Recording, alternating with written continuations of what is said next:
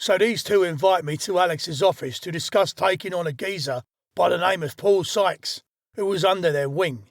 A very tough man, but no fool.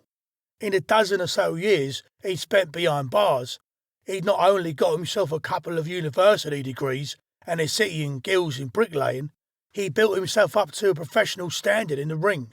In fact, he was fighting Gardner at Wembley about a week later. Alex said, if he loses to Gardner, I'm getting him to fight you. I told him I was keen to take on Sykes, but all the ins and outs he could sort out with Frank.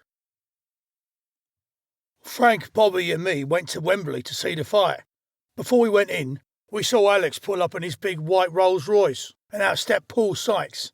I don't know about any master's degree. He looked a right ex-con. Gardner had done him by the 6th round.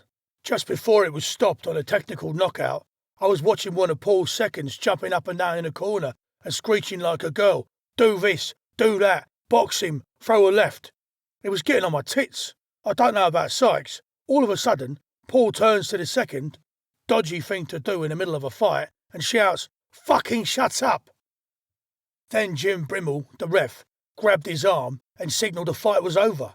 I found out afterwards, for a second, he thought he'd been stopped for swearing, because he didn't think he was anywhere near losing. I said to Frank, go on, shoot round the dressing room and tell him personal that I'll fight him with gloves or without gloves, but I want an all-in, the whole business, anything goes. He came back and said, Alex Steen's already blown in his ear and it's all set, but it's got to be with gloves. I said, don't matter, I'll do him anyway. Frank and Bobby were well pleased. They reckoned that if we held it at the Rainbow, they'd pull in a stash.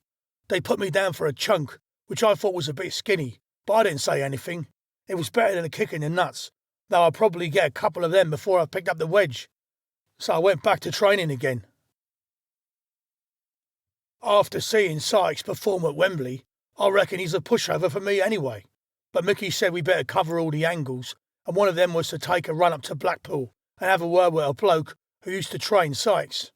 I met the trainer, and for a little drink, he put me wise on the best way to do the business on Paul. Then he sent us along to see a doctor who'd been involved in the training. This doctor said, I'll give you an injection that'll make you a very strong man. Fuck off, I said. I don't take drugs. I hate them, and I'm well strong enough already. He gives me some old fanny though, said he wouldn't do any harm, so I let him do it. Later on, I went for a run. 5 miles was usually plenty for me, but this time I couldn't stop. I did 15 and I felt like I could do the same again. For 2 days I was wide awake and raring to go. I went back to the doctor and said, what have you put me on? It's driving me crackers. That's a new steroid, very potent. I said it's made me a fucking raging bull. I don't need it, I'm a raging bull anyway. I have never taken drugs since, unless you count what was forced on me in prison, and that's another story. A week before the off, Sykes went into a club in Wakefield where he lives, got well pissed and had a ruck with 4 doormen. He did them all, but one of them got lucky and put a cut above his eye that took 8 stitches to pull together.